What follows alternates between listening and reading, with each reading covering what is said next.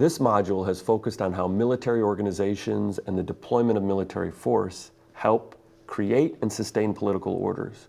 We talked about how important a monopoly on the legitimate use of military force is to the consolidation of a state. We talked about the conditions that can cause the outbreak of war.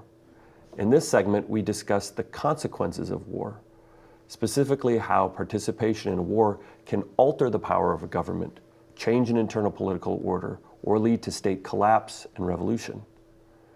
So let's talk first about how participation in war can help to strengthen or increase the power of the state and the government that runs that state. First, we need to recognize that external security threats triggered by war, the possibility of foreign invasion and conquest, can create a political opportunity for governments. They can leverage these security threats to demand new tax revenues from the people over which they rule.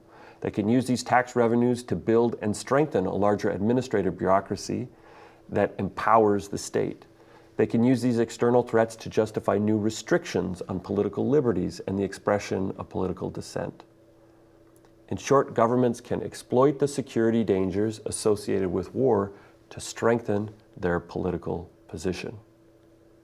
War also changes states by altering the political, territorial, and demographic composition of a state. Sometimes military defeat in war forces territorial losses or transfers on a state. These territorial changes will also create demographic changes in the population of states. States can lose significant groups of people who had resided in border areas. These demographic changes will then alter who is in the post-war state, and then who participates in domestic political decision-making of that post-war state. We also need to remember that wars can stimulate demographic changes by killing lots of people or creating significant refugee flows. Many people fleeing the violence will then leave their countries, move to neighboring regions, and alter the composition of people and political interests that remain in the country after the war. Again, we want to emphasize that war can impose significant political, territorial, and demographic consequences on a country. Finally, we also need to recognize that participation in war can have some significant negative consequences on a state. Remember that war is incredibly costly. People die. The economy gets destroyed. The citizens of a country will grow increasingly frustrated with these costs as the war wears on. Accordingly, the destruction associated with war can help to mobilize political opposition against the government and against the state's continuing participation in war. As a result, sometimes the domestic political changes produced by war include domestic revolution and regime change.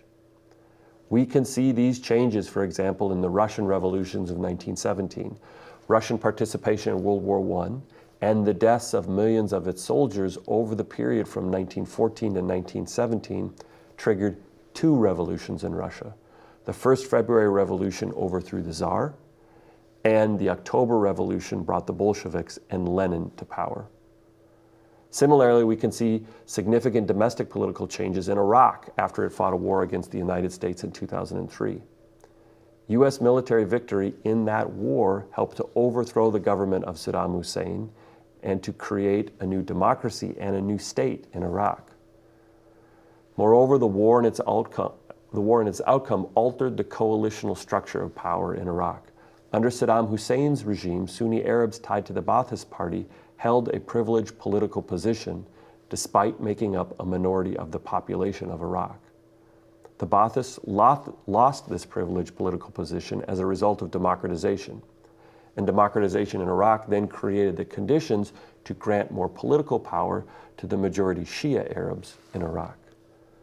To conclude, we want to emphasize that war can have significant domestic political consequences on states. Sometimes it can strengthen the government and the administrative machinery of the state. Other times, the costs of war can trigger a broader revolution that changes the government in power or can even lead to the dissolution of a state.